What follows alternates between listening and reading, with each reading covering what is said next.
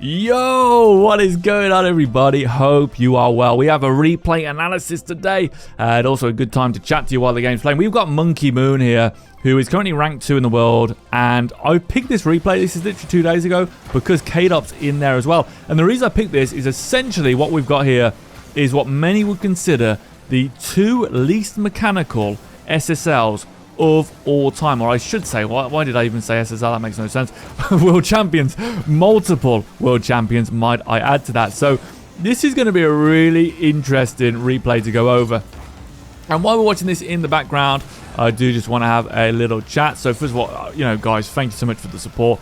I know the videos haven't been coming up out as lately, as much as wanted, as much as I want to specifically as well.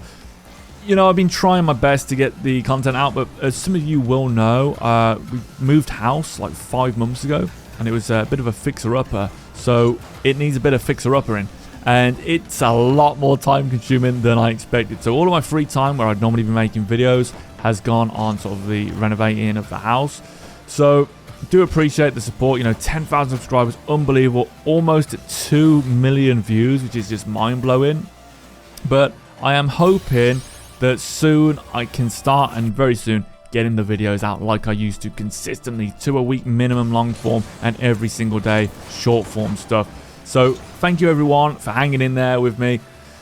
Hopefully the latter half of this year will be crazy for stuff. I've got a massive project that I am working on. I don't know if it's going to get finished this year. I really hope it does, but if it does, it'll be such a cool thing. It really will. But yeah, we're going well. I've got a lot of stuff to do. So we are going over here Monkey Moon replay analysis with Kaydop, the 2 least mechanical players in the history of RLCS, some might say. Even though I disagree, by the way, I disagree with that. I just think they are probably the most fundamentally sound mechanical. Probably apart from Zen. I think Zen's got such powerful fundamental mechanics. Oski as well. A lot of these guys have, but I suppose Monkey Moon really does use the bare minimum, as does Kaydop. So that'll be interesting. And yeah, we got the 2v1 series, me and Ray misdemoed. Hulk home gold. That is, of course, myself and Precepts. We're doing really well on that. We've recorded some. We are, that's unfortunate, very, very close to, well, we're surprising ourselves, let's just say that, with what we're able to do. We have also got the 3v3 series to Grand Champs, super close to that now. Div 4 at the moment, so nearly done finishing that off. Still playing 2s where I can, but the truth is, guys, I just have not had time. I have been able to play Rocket League competitively once, twice a week if I'm lucky. I really have not had much time on my computer at all. So a little bit gutted with that. But I'm really hoping we can get up there. I got to GC3 recently, 1770. So hopefully can push the SSL this season. But I need to play more. I need to play more to get these things to happen. But we have that series as well. And I do still have 4 live streams of Ben that I want to cut into episodes. But I'm struggling to find anywhere I can rip these to. So I might have to do longer OBS recordings, which is going to be a nightmare. And also I need to talk to Ben. I haven't had a chance to talk to Ben this year, I don't think. Hopefully he's well. I need to speak to him, see how he's getting on, see if we can get him into Diamond permanently. He could be there for all I know. I know he did end up there when we were coaching him, which was great. But it's just been so busy, guys. I can't explain it. But I do appreciate everyone hanging in there, because I know it can be quite frustrating if you're expecting videos and information and it's not coming out. So I really, really do appreciate the support, guys. And yeah, it means a lot. We've got a live stream coming up next Sunday. I think we're going to start it at 12 midday UK time. And basically, if you don't know, people who are in the Patreon, we were doing episodes of Ben. Again, I haven't gotten around to do any, which I really apologize. But to sort of make fair, I'm basically like giving away free replay analysis for people who sign up. And currently I'm doing like 4 a month. So I'll be messaging the next lot of people, plus the ones from before, send me replays. And yeah, people have sent me replays, so I might get some new ones. But yeah, people are winning free replay analysis, and they're going to be done on this live stream. So next Sunday, 12 midday UK time, we are going to be doing some live streams. And it's going to be a whole lot of replay analysis from people of all different ranks. It could even be you if you've won one. And hopefully, again, we'll be back into doing that. We've got a lot planned, guys. And I just can't wait to get that time back so I can start getting these videos out. But I tell you what I'm loving more than anything else is watching Monkey Moon, wow, and Kaydop, and they're 3-2 up here. I can't wait to go over this replay, guys, because I'm sure a lot of you are already seeing stuff and going, yeah, we know what he's going to talk about here. And yes, you do. Look at the simple fundamentals, baby. Kaydop up. Oh, look at that. Look at that. Very smart play. And there's Monkey Moon again. The dagger to the heart. That might be the end of it. They're going to stick in there 2 goals as well. I don't blame them. 2 goals in 44 seconds is not a problem for a lot of players. Then you look and you're thinking, oh my god, 5-time combined world champions here. Kaydop and Monkey Moon. And it made me think of something the other day, you know. When you look at the most winningest world champions, Kaydop, Monkey Moon, Turbo Pulsar, they were all considered the least mechanical, most fundamental players for their time, the anchor player. And the fact that they have the most championships, to me, that style of play means that it's probably the most valuable in a team. If you can enhance the ability of your teammates, if you can support your teammates, that is really big stuff. And I think when the way the game's played now and the way people train and stuff is probably why these roles are so sought after. Violent Panda, Torment. People want extremely unselfish role players that just do the best for the team. And I think with the way people are training, I don't think you see it as much, because I do think obviously everyone wants to be the guy hitting the flip resets. Everyone wants to be that guy doing the razzmatazz. But you don't need it. You do not need it. And here we go, Monkey Moon. Let's see what he does. Can we steal it? He's not mechanical. That's what people say. He's very mechanical, guys. It is a bit of a joke. So look at this. Do we dive on that? No, of course we don't. We go on to an inside shadow. That's familiar. And we are nice and close. Now, this is really important here. Pacifists unite. You know, one of the things when people who haven't done the pacifist course get into the habit of, and they misinterpret the system, is in this situation, a lot of them would just go to deep net. And that's not what the system is, guys. I've never claimed that is the system. A lot of people who think that have misinterpreted it. The pacifist system, it really is an aggressive counter system. It's an extremely aggressive system. I probably misnamed it. But hey ho, we are here. It's 2025. Let's live and love. So when you're in this position, you are last man. Let's just go back to what is the idea of a defensive situation. The first man's going to try and relinquish this player from the ball. Can we take the ball off them via a bump, via a drive challenge, a demo, just a good inside challenge, maybe an outplay with a touch? Or can we just shadow them into the corner, funnel them into the corner, stop their creation? And then what we'd have here, you'd have your first man shadow, maybe a little bit closer. Let me just delete that. So they'd be right here trying to block. And then you'd have a second man shadow, maybe here, or actually more so here, maybe even here, depending on the level of the players. Because what will happen is at a higher level, you'll need to pick up the ball. So you might be here and here, shadowing. And you look at no man's land is here, right? Now, one of the things I still see to this day on Reddit and stuff is people will continually tell you that in this situation, just rotate back post, blah, blah, blah. Guys, just be aware of false prophets, okay? The thing is, when you do rotation-based play, we've just said this is no man's land. If Monkey Moon was second man and Kaydop's first man, they funnel them into the corner and set up their traps, brilliant, because no one is going through or abusing no man's land, because we're basically going to move as a unit into our positions. When you rotate, what happens is this player leaves the ball, goes through no man's land, aka they are now useless to the team. And while that happens, this player moves into no man's land. Which means there's a moment in time that one of them, minimum, is in no man's land. Which means one of the players, at minimum, is in a useless position. They cannot contribute, they cannot help. When you play more of a, this guy just comes in and helps, it is so much more beneficial because you've got someone blocking and you've got the other trying to hit, annoy, do all this sort of thing to get the ball off the opponent. So all I'm saying is just be aware of who keeps telling you to constantly rotate back post and leave the ball.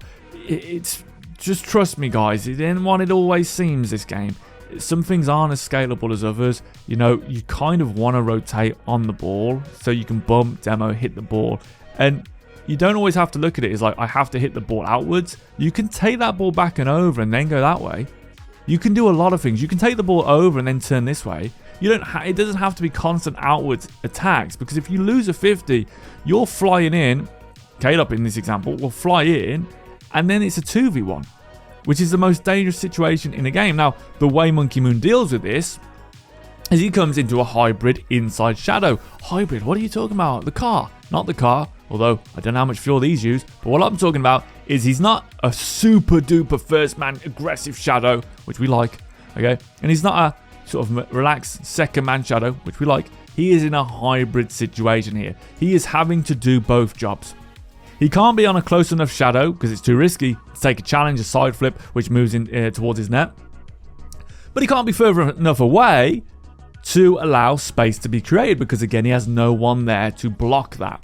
So he comes into this sort of nice, relaxed shadow position on the inside.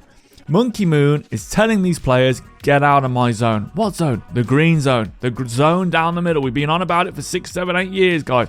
And as always, we said this stuff long ago, and now everyone's talking about it. Isn't it funny? I went back. I looked at the old videos. We talked about hook shots. No one mentioned hook shots till like a couple of years ago. Right? We've been saying it for years. No one mentioned funnel into corners. They tried to call it herding. People tried to steal it. Now, we claimed it first, guys. We talked about dragging the ball back, going for full map air dribbles. We talked about all these traps. And now everyone's doing it. It's no surprise, because it makes sense. And that's the thing. You heard it here first. I'm sticking to that. We got the inside shadow. We're funneling into the corner. And if you sag off enough, they're going to come through. Now, this is a play we have in the pacifist system. We call it trailer. Okay, it's a great play. You don't have to use it in a 2v1, but it's essentially where you have... I mean, guys in the pacifist system, they're going to be laughing their heads off here, because this is literally trailer. So we go here, we got this outplay, and we get the boost, and we touch the ball to our second man teammate, and we just go for the demo as our second man takes the shot. If you're watching this and you've done the course, you'll know exactly what I'm talking about, and that's what I'm saying. You know, you heard it here first. The pros are using our strats, baby. So comes in, goes his shadow. He slows down here, Monkey Moon, because he's like, oh no, they're going to take it on the inside. He was like trying to force them to the wing here, but they just won't take it because they're high level players. They're trying to attack the middle. Remember, the middle is more valuable than anywhere else when you're on offense. So he has to dodge this demo. He does a great dodge of this demo. The little micro movement here is so nice. Look at this. I really thought he was going to go to the left of our screens, but he goes into the right, and the reaction here is amazing. So we have Sheezy, I hope I'm saying that right, he's going to take a shot, and because he's in now, an inside shadow becomes an inline shadow. Always remember that. Okay, an inside shadow becomes an inline shadow. So that's why players like Ruaz are really good at it, or were. I mean, I know he uses a lot of outside shadowing too, but Monkey Moon, again, Zen does a lot of it, inside shadow. So if I'm here and the ball's here, I'm on the inside, I'm blocking the ball coming to the middle. That's the inside. And by default, they still shouldn't be able to get a shot on net, because my inside position being this close here, there's no angle. So I'm kind of goal side. But as we get closer, if I stay on the inside, what will happen is that ball will naturally be basically perfectly behind me. And then I'm in an inline shadow. Why? Why does that happen? Well, if I try to stay on an inside shadow here, okay, and they were here, they can just shoot it at the front post. So that's why you don't continue going, well, I've got to go to the opposite side. You can. It's a style of defending. But generally, we're all about efficiency here. And what Monkey Moon has done is statistically the best thing you can do. Okay? So, great stuff. He backflips, or he double jumps and leans back. And Kaydop comes over. So let's have a look at this from Kaydop. So yeah, a bit aggressive here from Kaydop in the corner. Diving into the corner here, which is a bit awkward. And I mean, this should be a goal. I mean, that's a misplay from Kaydop. It's a bit too aggressive, but Monkey Moon is Monkey Moon. Kaydop trusts him. Just clears it. Start again. Right, let's get back to the man of the myth, the legend, Monkey Moon. So boom, touches that up. It's a bit unfortunate because it waterfalls. And now he follows in the green zone. He's a very central player. Comes in and he takes a 50. Now, this 50 makes perfect sense here. Why does this 50 make perfect sense here? Well, because he is on the inside position. Remember, You know, you can be aggressive in situations where you have a better hand. It's kind of like, I don't know, I can't think of a metaphor yet, but Monkey Moon is coming down the middle from the inside and he's supersonic, whereas Sheezy is coming from the side. Now look at this difference. Coming directly from the side. There is no strength in this 50. To make it strong, he side flips. Very smart. I mean, if he didn't, he was definitely screwed. But Monkey Moon's got far too much energy. And the Sheezy, when we look at this, yeah, just didn't jump. Like, maybe a second later on the jump might have done something, like a half a second later. But yeah, so wins the 50, grabs the boost to try and wear them down slowly, and there is a gap. And this is all it's about here, is finding gaps at this level. There is the gap. The ball is above Rico. He can't do anything with it. Like, he's like clearly got his nose down. So Monkey Moon can challenge this, try to block goal side, and then rotate down the middle. Wow, rotate down the middle. Nah, they said that wouldn't work. It's got to be back post. Why is he on front post? Why isn't he rotating back post? You've been lied to, guys. You've been lied to. I've been saying it for years. You have been lied to. Don't listen to him. Don't listen to him. Okay? Doesn't make sense. Listen to what we're telling you because it's proven. So, blocks goal side, rotates directly down the middle like a second man should. And this way, by default, he is on the inside position. Now, what happens here is Kaydop will try. They're both going to try and cut off the front post. Kaydop's now going to start swinging towards the back post as Monkey Moon blocks that front post. But Kaydop isn't going to go all the way to back post. He's ready to help and support and pick up. Okay, something we're a big believer in. Now, we have created, by the way, because of Monkey Moon's boost grab earlier on and the way that Reiko's forced it up into the air, and Monkey Moon comes onto the backboard and just does a little tap off. Look familiar? Does he tap into a wave dash there? Yeah, he does. Unbelievable. But very simple move. If you listen to some people, you know, there's a guy called Hammer or Wrench, whatever his name is. He says never do that. I don't know what people are talking about. It's a great move. Monkey Moon's just done it. Brilliant move. That way you get this extended 2v1. And the reason Kaydop wants to follow close and he's speed flipping is for one very good reason. We spoke about it before. You may not know about it if you're new here. It's the 2v1 wall. This is what you're always looking for if you're playing twos most of the time at coming up the ranks, I would say. The back of second man's car wants to be in front of the front of the opponent's first man, which it is. The idea is we keep bringing this wall up as fast as we can. We ice this player out of the game while we put heavy pressure on this last man and we try and wear them out, take their resources, etc, etc. This is why it's so important when you're on a counter to go, go, go. This is where people misinterpret the system. It is a counter-based system. We go, and I know this isn't about the passive system, but this is where all the ideas come from. Monkey Moon, you know, we watch him and we just do statistics on it and it works out. So, we're going to push up. We've got them in the corner. We managed to get the overcommit, and we're going to go as fast as we can here. This I don't agree with. He should have just double jumped, gone for a bump, something along those lines to put pressure on. What Monkey Moon done here is a bit dangerous because he's gone around the ball, which means he's lost his goal side position. And what that means is if there's a challenge here, which there is, he should always lose it, which he does, because he's on the outside position. So when this challenge comes in, they're kind of fortunate in a way. Well, not fortunate. He's smart, so he doesn't try and win the challenge. He doesn't ego the challenge. If Monkey Moon is the average player, he will flip into this, and that'll be a goal. He'll just pinch onto the net. So outside positioning is what we call scoring position a lot of the time. You have to be very careful. When you can't do it, you can't do it. So in my opinion here, this is a great catch. I feel that Monkey Moon could have potentially gone for a demo, but it does look like he was having a hard time controlling it. Fair enough. Just rotate away. But he doesn't back off. Look how close he is. Grabs the boost after making his play. So he forces the defender to do something. Grabs the boost to take the resources. Comes straight back in. Why is he here? Well, because Kaydop could do a drop pass. So a lot of people don't look for this. It's a really powerful twos position. If Kaydop goes up here, he could just tap that down to Monkey Moon. And that's why it's such a strong position. When he doesn't, Monkey Moon goes back to the middle. When he realizes nothing can be created, he takes the other boost. Interesting. So he's starving the resources, ready for the drag back. That's interesting. Never heard that before. There we go. So now he's took the resources. They've put them under pressure. He's not going to challenge. He's going to let them play the ball away. Free ball, and they're both low on boost. Now what do? We go up. The flip reset over the top because we know we got a good advantage, and then we're going to take the boost. We're going to keep them pinned whilst boost starving. We are now on the attack. This is where you have a prolonged offense. Prolonged offense comes from boost starving, which generally comes from counterattacks. Unless you get a good kickoff and, or you have a miracle 50, but you don't really want to be taking a lot of miracle 50s because of the word miracle, you know what I mean? So you can do this stuff that they're doing, these prolonged attacks, once you wear the opponent down, which they have.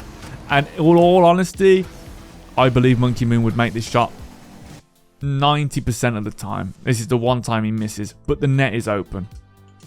So if you look at it, second man here leaves the net and goes and grabs boost, and it's just a rare weak shot from Monkey Moon. I honestly believe that should have probably been a goal for him, but it is what it is, and that ends up being a goal. I think there was a bit of shock here. So Kaydop as well in the middle, great save, but there's a delay here from Kaydop, to be honest. He needed to speed flip right now to the left. He needed to speed flip towards the center line, block the middle as fast as possible. Would it still been a goal? I don't think it would have actually, because he was so close.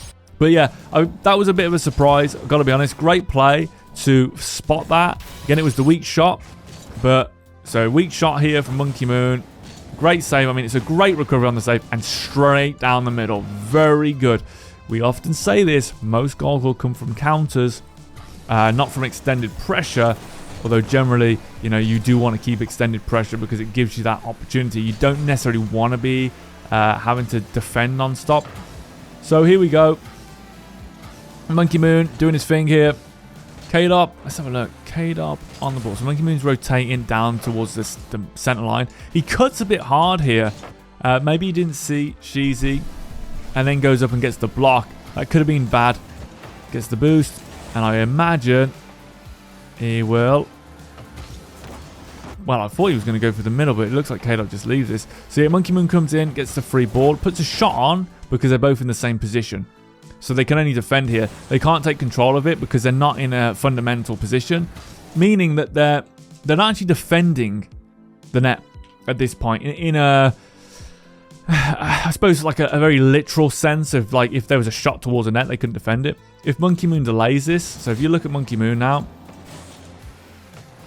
if Monkey Moon didn't shoot now, but boosted to here, then jumped off and flipped, potentially he could get a turning Kaydop, but too risky. I mean, Sheezy's there. So he puts the shot on because then they're out of net. They're so far forward, it's going to be difficult. And they're going to have to take time, which means he can get back. So here, he obviously rotates back post. So we talk about rotation. You have to rotate when it organically makes sense. He's in the corner. It does not make sense for him to try and swing back in because he'll never catch up. So he can just go back to the back post now and give him sense that ability, or to the mid post, I should say, more like that mid position. You don't really see people go to the back post anymore unless it's freeze, because you can defend most of it from here anyway. And if they make a mistake, you can turn a little bit better than if you're here. It's awkward. You can't really protect as much, which is why we prefer this, because it's a really nice hybrid of both positions and it allows you to attack. Ball goes up. Monkey Moon goes up straight away. What's the fundamental rule on defense when it comes to aerials? There's two. One, always match the height of the ball in defense. Okay? So as soon as someone goes up and that ball's high, you have to have someone up matching the height of the ball. Okay, that's the first fundamental. The second fundamental is, in a situation you cannot see the second man, which we can't because he's underneath us now. He could do anything. You have to hit the ball before, during, or directly after it hits the backboard. If you don't know where the other guy is, you're screwed. You can use this for counters if you know exactly what's going on. And the other small thing is, and it's such a small thing that most people don't know, when leaving the net to go for an aerial, you should jump upwards and outwards as opposed to outwards and upwards. So the reason for this is you don't want to move too far forward. So when you look at Monkey Moon here, I mean, this is why he's so good. He's just so fundamentally sound. He will jump right before, it's like unreal, he gets to that line so that he can go upwards and outwards. Really important. I can tell you, guys, look at your replays. And look how many times there's a situation like this, and you will drive forward and then jump, and the ball will just go over the top of you. That's why. Because this is why deep net position is a completely viable option. It's why we actually have a system based around it. The pacifist system is because you just have to know how to use it, and you have to just go up and out so that you've got the reaction time there. And that's exactly what Monkey Moon does here.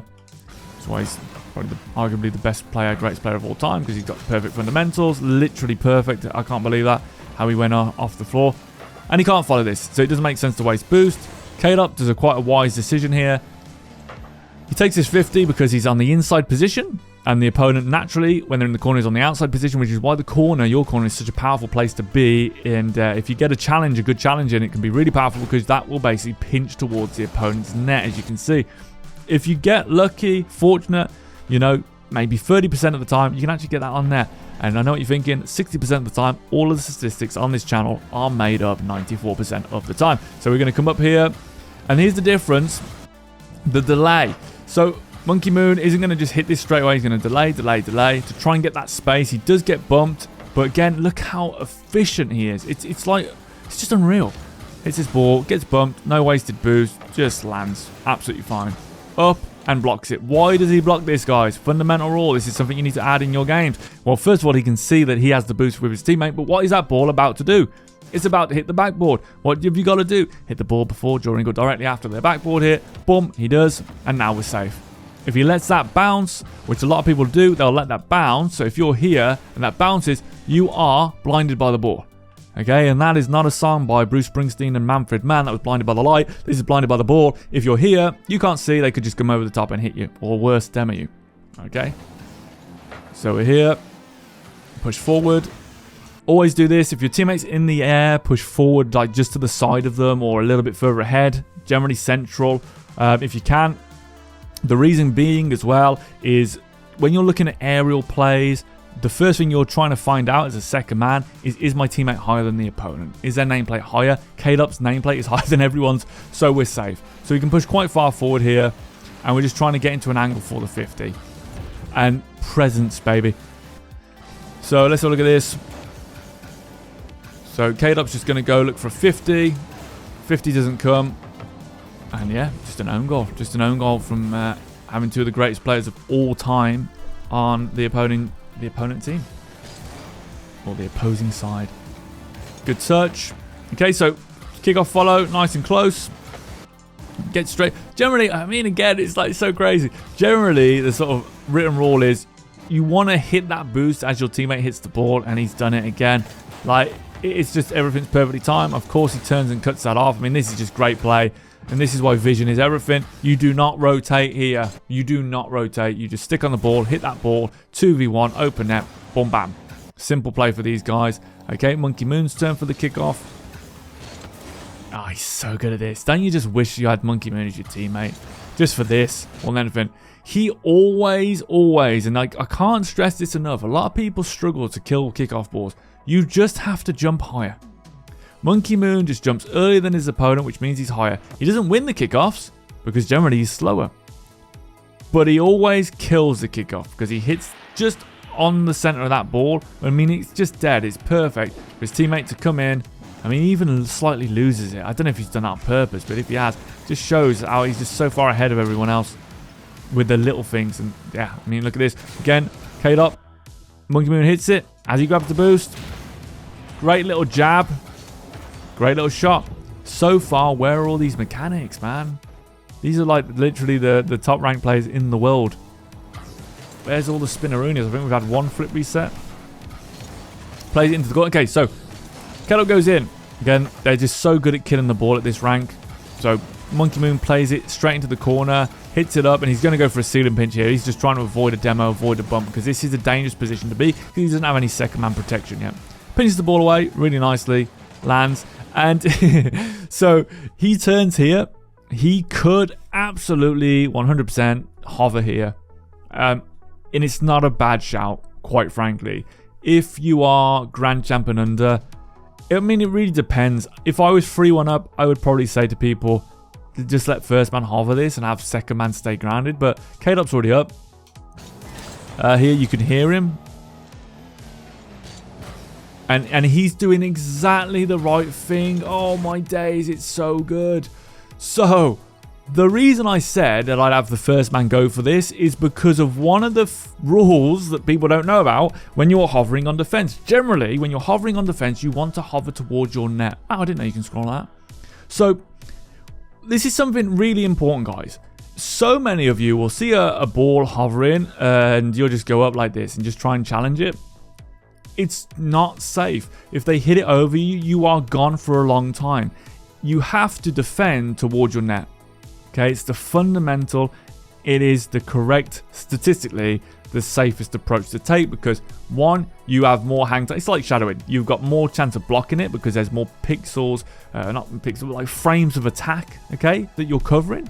If I'm here, I'm only covering a couple of frames of that ball moving past me. If I move with the ball, I'm continually covering the ball for multiple time. Let's just do it on time, okay? So you go up here for first man because first man usually swings in. He'd have to go up, lean back and fly backwards, which generally isn't an efficient thing to do, which is why we take the first man as they turn. They usually go up. Second man waits around here to pick up the next ball, generally. But what's happened is Kaydop's gone up straight away, may not feel that Monkey Moon's going to have that, but it forces him to do this extreme lean back because he has to defend towards his net, which is not the most efficient, but the fact that he gets up so early forces the ball low, which is exactly what you want to do, and Monkey Moon can take that ball. But it could have been done the other way around, arguably would have been better, because if Monkey Moon went up and got Reiko to drop the ball, Kaydop would have actually been able to move in like this, which is much more devastating than like this, because now I can actually crack a shot on your net and possibly score it if I'm a good player, which I'm not, but these guys are. So, Monkey Moon covers low, Kaydop covers high, little bit excessive this is, but he has to take it. Again, fundamentally he does have to take it in a way. I mean, I feel like it was almost obvious he wasn't going to win this, but the bump kind of pays off anyway, and he probably knew he was going to get the bump, but it is first versus last. So you're meant to take that. If you're the first man on your team and you see the last man on their team and it's a 50-50 or they've got the ball, you should challenge. Because even if you lose, you've got a second man and the ball will go to them. And if you win, you've got a second man and they can clean up and score. Or you can. So it falls for Kaydop. Kaydop can take that. And a little bit risky here, to be quite honest. But Kaydop does have to take this. But yeah, it could have been awkward. Monkey Moon's back, plays it into the corner, keeps it to safety, grabs the boost. Kaydop trying to get rid of this ball here onto the net. Super smart. So why? Because look at the positioning. So takes that 50. Lands here. Ball's rolling towards the net. Like, he has got a free shot on net here. He knows it. So he's going to take it. The reason is he's going to pin the opponent into the net. We'll talk about collapse defending a lot here. And it's important to know what that is. The defenders, any bit of movement towards their own side, actually, not just their own net, is what would be collapsed. So if one plus the ball plus the other guy, if all of them are moving, like even if they're moving like that, okay, that's still with a bias towards their own net. That's a collapse defense. What isn't a collapse defense is if the second man's driving here. And that means you have to respect it a lot more. As second man following the play, you can't push as hard because they could just crack that ball and it could just pinch onto net, for example. So now that it's collapsed and Kaydop knows via default on the position it will be collapsed, he can push, but this also allows Monkey Moon as second man to push into the play, and he might force an organic rotation here. Yeah. Again, doesn't need to dive. He would be out of his mind to dive here and take this 50. Why? Because it's first versus first. You should not be taking this 50. A lot of people will disagree with that. That's fine. Everyone's got a different way of playing. But generally speaking, statistically, it is much more devastating if you actually try and take this challenge. You're going to have to force yourself into a longer play that's much more stressful. And it's just not going to be as much fun as a gaming experience. And also really isn't as scalable over time for people aging. Because you're just not going to be able to keep that adrenaline going all the time. So he just what we call shadowing. He's nice and central in the green zone, and he goes up and he blocks it. Now, this is what I'm talking about. So first man, in this case Monkey Moon, is the player that goes up while Kaydop rotates. And Kaydop is now the player that's thinking, I can move into this when something happens. The other thing Kaydop's looking for is Monkey Moon's height and his boost. So he knows Monkey Moon's going to have a difficult recovery because of his boost being low, but he also sees that Monkey Moon is higher on the ball. And again, it's all about whose hitboxes are higher is generally the safest. That's why Monkey Moon's come so high. He's come so high to prevent this ball going high, which means it has to go low. And if it goes low, it goes to his teammate, which is why Reiko doesn't want to hit this ball. Because if he hits this ball in the air, he's going to hit it away from himself to Kaydop, who's going to go straight back up while he's falling, and it's over. So this is a really smart play from everyone on the pitch. Monkey Moon gets as high as possible to block any height being taken. Reiko sees that Kaydop is there, so has to wait until it hits the ground to touch it. And Kaydop is in a position to follow to really, basically take advantage of any situation, and realizes that he's going to get the hit. So he starts to slow down, and then he goes up. And this is a great play, great recovery from Reiko to get the block, bump on Kaydop here. Really smart. Yeah, love that. Well played, guys. Really nice. Where's Monkey? Yep, so that is a genius play. And he's trying to... well played. So here, Monkey Moon thought about clearing this to the side wall. Oh, that's actually really clever. So most people, including myself, would have shot that to the side wall to take it off the center line. But he knows Sheezy is on the side wall, and if he hits it, it's going to be a counter. So he actually just fakes it and moves away. That is really smart. Wow. That actually could be the smartest play I've seen in a long time. That's really smart. Just faking the air roll as well and just leaving it. So clever. You're probably thinking, well, why didn't he just take this ball with him? Because he doesn't know where the guy is yet. Yes, he could shoot this and take this, but he's low on boost, so he wouldn't have much control. He wouldn't be able to hit it to the corner because Reiko's about there. He wouldn't be able to hit it to the side wall, like I say, because he's going to get beaten by what's her name? Sheezy there. So the fake is actually the best thing to do, and just try and get some pads and recover. And again, he's first man, so he goes up to block. And notice how he goes up. Notice his natural movement. This is why we have first man go up. Notice that he goes up and he is moving towards his net. Look at the boost. See how it's moving towards his net? Why is that so important? Because he lands basically by his net, as opposed to over here, and now it's a difficult recovery. So that's the advantages of having this first man go up, and you can do it in line. Absolutely. If you are doing an inline shadow, when it's a low height like this, a hover, try and save your dodge as long as possible. Probably the best player in the world at doing this is Ruaz. He can save his dodge so well, but obviously Monkey Moon, it's Monkey Moon. You don't want to put him the best like Zen in every single category, but you could. Monkey Moon, grab and boost here. This is downtime for Monkey Moon. He's not going to be useful here. He knows that he's on such low boost, which isn't showing. Right there it is. He's on 0.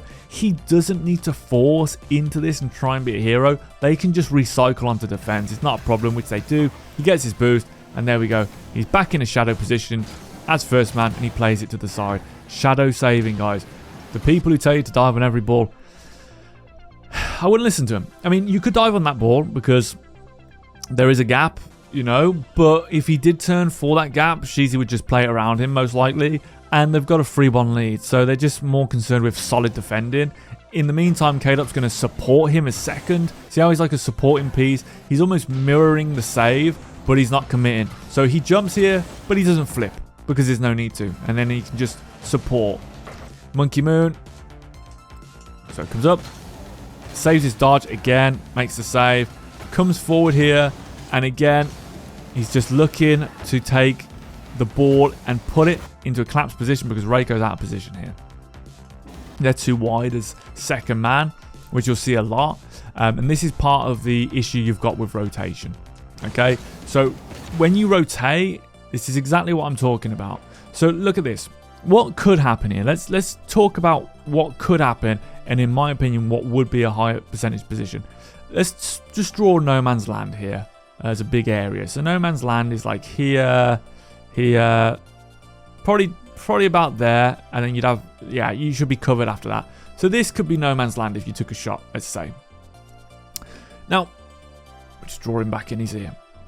If Sheezy rotates, they're going to be, and by the way, this is by default no man's land because it's just wide. Sorry, let me just draw this in. So you can see there's a lot of no man's land area. Okay, so you can either be on this side of no man's land, I'd do it in yellow here, or you can be on this side of no man's land. but you need to stay close to keep the pressure, right? Makes sense. Well, this is a problem with rotation because you need to keep close to keep pressure, and I agree, you don't want to have free balls. This is why we let this guy do most of the work in the passive system. If Sheezy now stops and just does a half flip challenge or stays close, double jumps, blocks the middle, it means that Reiko can start to move back into this position. If what happens instead is Reiko pushes into this position and Sheezy rotates out, there is a period of time when the second man is in no man's land. That means if the shot is correct, it is a goal. And we can watch this. We can watch this play out from this position. Whoops. If I slow it down. So you can see here, right there, Sheezy could have stayed close, potentially backflipped or whatever. Now they're both backing off because Reiko wanted to move in because the rotation is the natural thing to do. But now, look, no one's actually in a fundamentally sound position. So if that shot was on target, see how it goes past? Because they weren't in no man's land, it was they could have got to that ball. So now it goes past, and if that's on target, that is a goal. That's kind of what we're trying to say with this stuff. So he just misses a shot, but it was the right shot to take. Like, he just doesn't get enough power on it, but it could have been really risky. But again, you could also defend that point and say, well, the reason they did that is because it's a hard shot to hit, and you know, it's probably better for them to stay close and try and keep the pressure, which is fair enough. So let's get back to this. So he takes the shot, steals the boost, so puts a shot onto the middle to collapse the defense, both the players. And the boost, excuse me, are moving towards the net, which means I can grab boost, look for a demo, and we're just trying to keep pressure now. Again, we're just trying to get high on this ball, and little things like this are so important. So if you look at this challenge, Monkey Moon actually manages to get slightly more inside than Reiko, which is why he wins the challenge. If you blink and you'll miss it.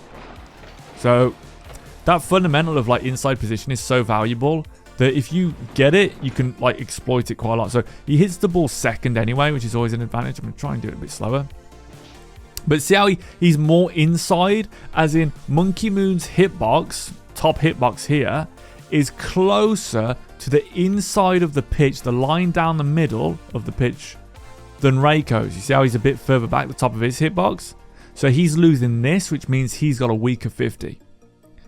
And that's, you know, because he arrived second, that really is emphasized. So Monkey Moon will win that 50, which is why he takes it. Again, he doesn't rotate back post here. They'll tell you to rotate back post. He's going to try and put pressure on the man with the ball to throw it away. This is a big thing a lot of people are missing, because you'd rotate here, this guy wouldn't hit that away. He'd take his time and he'd go for something. By him pushing in, he knows Monkey Moon's going to go for the demo, which means he has to hit the ball away. He's panicked here. You look at it from this position. He knows Monkey Moon's right behind him, and he just hits it. He just hits it. Yeah, he has to. And because Monkey Moon's like defending from behind, he's also sort of gunning for this guy as well, putting him under pressure. Getting supporting. And look at this. So good. Jesus. So he's close.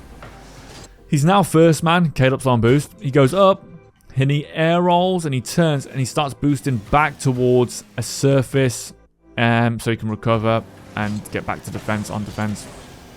Good shot though. Good positioning, really good position here from Monkey Moon, which is why they take a second. So he's behind the net, like he's behind the line in the net. He is in a deep net position.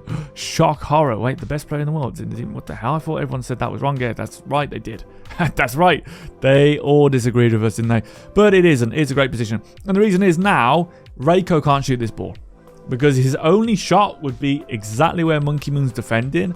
And to take this shot, basically Reiko's mechanics to take that shot would push him over here on his landing, and Monkey Moon would be able to shoot outwards, which would instantly trap him into the corner and lead to a 2v1 trap where we can keep the pressure if Kaydop comes in and takes that second hit. Okay, simple stuff there, but really powerful. So what happens instead, Reiko knows this. He knows it's a low percentage shot if he takes that, so he takes a touch instead. And now Monkey Moon can come out, because he's forced him to go for the second option. The main option, which was dangerous, was him shooting, so he goes into deep net. Now that's gone. He's technically second man, so he has to put pressure on the ball. He is in defense. The ball is in the corner. He can take that 50, because generally he should win, because he is on an inside position by default. Kaydop straight away comes in, moves that ball. Really smart here, positioning from Kaydop. Again, wow, what? Why are people going into the net? This is so weird. Why aren't they just going this way? Because they got brains, guys. These are the two, like, apart from Turbo, like most winningest players in RLCS history who are known for being fundamentally sound. We have told people for literally years to do this, and you never see it, and people always disagree. And no one can give you a good reason as to why. But they keep turning out these videos telling you never to wait your net, and then they lose when they did a no mechanics series to gold players from a couple of years ago. You know what I'm talking about. So make sure you're in the net. Push that ball out. Perfect. And now we're on offense. Comes down the middle. Grabs the pad. A little bit dangerous there. Comes down the middle. Swings out like he wants to take a shot. I do think that's dangerous. If that's a shot, that is a goal. But luckily, nowadays, they don't shoot, do they? That's the thing. Players prefer the air dribbles. If he shots that, it is a goal. Monkey moves up. And again, look how he's defending. It's so good. He's defending towards his net. Like, this is... I can't stress this enough, guys. You have to hover towards your own net. That's the ultimate. And then you can land on the backboard on your touch and get the recovery. It's the ultimate, guys. Great 50 from Kaydop here to pick it up. So he comes across here, takes that 50. It was a little bit risky because he didn't have full vision because of the line he took. It was a little bit forward, but he really wanted that boost. Good reactions. I mean, he just read the game well here, Kaydop. Monkey Moon doesn't extend himself, tries to stay more central, more goal side, grabbing pads, just simple things. And he's up again, and he defends towards his net in the air. First fundamental in defense, match the height of the ball, he does it straight away, and he leans back so that when he takes his 50, if it goes badly, he is back in his net. Little things make such a big difference here. Kaydop's also on the backboard. A little bit of confusion there. That's a great placement. It's a tough one, this is. It is a real tough one with the way that 50 falls. I mean, you only want one high, generally. So, could Monkey Moon have left this for Kaydop? Probably. To be quite honest, probably would have been better. Kaydop's got more boost. But I think in the heat of the moment he went up. I think Kaydop would have been the better one to take that 50. And Monkey Moon could have been into the far post. But I think speed of the game, guys. Speed of the game. But hopefully you're seeing these fundamentals. I know I'm rambling a lot, but hopefully you're seeing it. That's why I talk about it a lot. Great. Again, the follow. Kaydop kills it. Boom. Jab from Monkey Moon. Good follow. Good little touch. Again, so simple mechanically. Is all you need. I mean, this is probably the most mechanical thing we see all game from Kaydop. Look at the spin. Look at the spin he does, guys. What does this guy think he is? You know, champ 2? I mean, what is he spinning like that for? That's crazy. But obviously he just spun to make himself straight so he can hit it properly. Nice try on trying to stop the ball. And then again, Monkey Moon, so good at doing it. He's so good at this particular shot. So sort of when you see this, and what he's looking for is he's looking at the second man and he's looking at their positioning. So let's talk about this positioning. So again, there's a little bit of confusion. The thing is, and I don't know why he does this, he wave dashes forward, does this Sheezy. Bang, he's out of position. Straight away, he's out of position. So you can't do that in defense. Like he's kind of got, to be honest, it's such a tricky situation. He's got to stay high after this 50 to then jump down onto that ball. Or if he doesn't, because he does, I think he dismounts quite early there because Reiko was coming from the ground. I don't know, I think that was a bit early. But he didn't need to wave dash. He could have actually just landed and then moved forward into this and jumped. Or he could have even like backwards wave dash and made the save. But Monkey Moon, as his second man, what's one of the fundamental rules of second man? Watch their second man. And he's watched him, and you can see that he's left the net, which means he can be shot behind, which is why we tell people to wait in a deep net position, where, you know, you don't want to push yourself too far forward out of defense. So here, this gives a gulf of space here, right? If you were further back, there isn't this space here because you can just go and block it. You can move towards it and block it. There is no way to be shot behind. You don't have space behind you. It's a big deal. Shooting behind a player, the further forward they are, the easier it is to shoot behind someone. I mean, that makes sense, right? So he comes up and the air rolls and he just shoots it in. I mean, it's a good effort from Sheezy, but That's kind of how that shot earlier should have gone, in my opinion. But I think Monkey Moon just fluffed it a bit. Good 50. Good boost grab. Great 50 again from Kaydop. Up onto the ceiling. And look what he does. Oh, it's so good, man. Some people may not even notice this. Look how he rotates his car when he hits the ceiling so that he's moving towards his net. It's just, it's such genius play. He actually just misses that by a millimeter. Like, people really, even top level players, still aren't aware of moving towards your net when defending aerial plays. You still only see a handful of players doing this, even at the high level. When you watch their replays, you still have players convinced you just dive on everything, even with a win, even with a lead, and it doesn't really create anything. It's risky. It's just not good fundamentally sound play. So when you see like invisible mechanics, which most people wouldn't even notice this, he goes up and he just look at the way he rotates his car, just like stuff like this, his little tabletop rotation, just there to put a slight bias. See how he's ever so slightly moving towards his side of the field. It's just so brilliant. I don't think people realize how mechanical that is, and that's the point. For me, a little bit of a nerd here, so that's super mechanical to me. That's like a world-class mechanic. He's rotated his car to start putting his movement towards his net on an aerial hover as first man, which you're meant to do, and he's used that method to do it. That's just genius. So now he's actually moving towards his own net. I mean, that is just so good. He's got his flip still, and right here, he just picks the wrong dodge. I actually think he's empty jumps this. Oh no, he doesn't. He flips to the left. Let's see why. I'm not sure. I think he just missed the ball by a millimeter. Just so rare to see him miss, but yeah, he missed the ball. But what a player! What an absolute brilliant play. Moves in here. Doesn't want to give him space. You know, again, something we spoke about before. Anyone else? People disagreed on Reddit. They always do. They disagreed about map space. We said map space was the most important thing in the game. With people's mechanical ability getting higher, with the ceiling of this game being so high, if you don't shut down map space, you are screwed. Map space is the single most important thing up the ranks for these players. We said it years ago. People disagreed.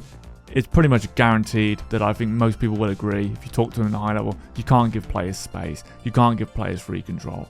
Okay, map space is so dangerous, so you have to shut it down fast. Front end aggression, and he takes a 50. I mean, actually, look at the difference here. This and nothing against the Kaydop. He's played brilliantly this game. Look at what I'm talking about here. Did you spot it? Think about what I've spoke about this replay analysis. Inside position. He jumps up. He rotates his car so that he's challenging from the inside to outside position. Why is that important? Well, the reason that's important is if Reiko's trying to force what we call a goal scoring position, an outside position, he will get dunked, he will get beat. If he doesn't try and force it, which he's not, he's just trying to push it forward more so, by blocking the inside, you will, even if you lose a 50, you don't lose it because it sticks to the wall, and it means it's more harder to score. So Reiko's got to go and chase this ball. Now, the only thing here is if you look at it now, take that philosophy into your head, Kaydop's now on the outside of the ball, and he hits it into the middle, and Reiko's in the middle, which means he gets the devastating block.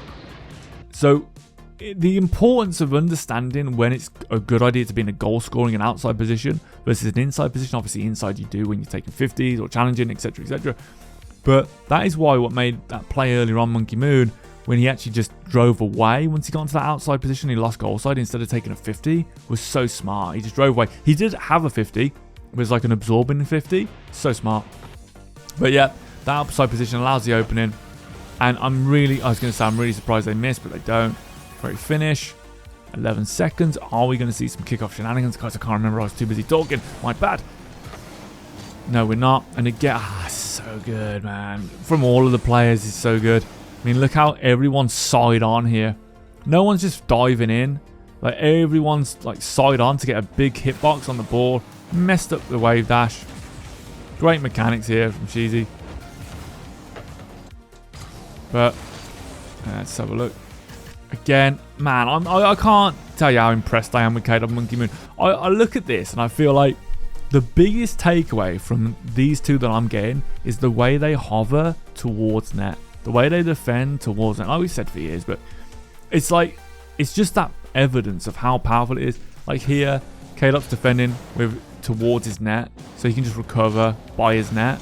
It's just so nice. Almost a goal though, jeez. Monkey Moon had to go there. That was a difficult situation because he stopped there. Yeah, tricky, but he just blocks it. He just blocks it so well. Yeah. Good fake. Ah, so good. Ah, brilliant, guys. Well, guys, I hope that helps. We have got the replay analysis next weekend. I'm looking forward to it. Live stream, so please come join in the live stream. It'll be midday UK time, and we should be doing about 4 replay analysis, possibly more. So hopefully we'll see you then. If you do want a replay analysis, check out the Patreon. We are, obviously, I do replay analysis anyway, but you can win one. It's a cheaper, it puts you into a raffle. But also, I am hoping soon to get more episodes done, hopefully with Ben, because it'd be awesome to see his journey and his progression. But yeah, so I really do appreciate all the support on the Patreon as well. Thank you all so much for the support. I hope you have a nice time. Look after yourselves, and peace out. Peace.